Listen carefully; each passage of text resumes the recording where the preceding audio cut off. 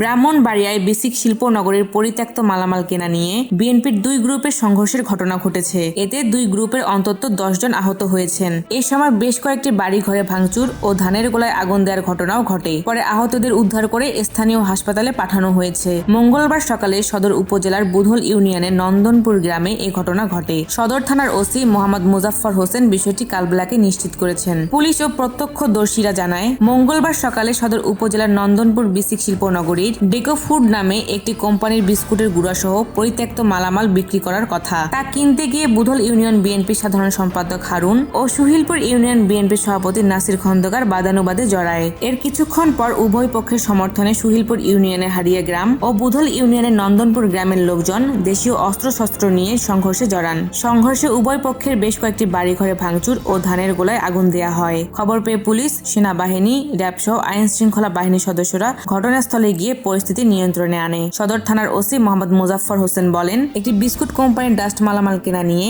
বিএনপির দুই নেতার পক্ষ নিয়ে দুই গ্রামবাসী সংঘর্ষে জড়ায়। খবর পেয়ে পুলিশ সহ আইন শৃঙ্খলা বাহিনী ঘটনাস্থলে গিয়ে পরিস্থিতি নিয়ন্ত্রণে আনে। এই সময় 4 রাউন্ড ফাঁকা গুলি ছোড়া হয়। বর্তমানে পরিস্থিতি শান্ত রয়েছে। এলাকায় পুলিশ মোতায়েন রয়েছে।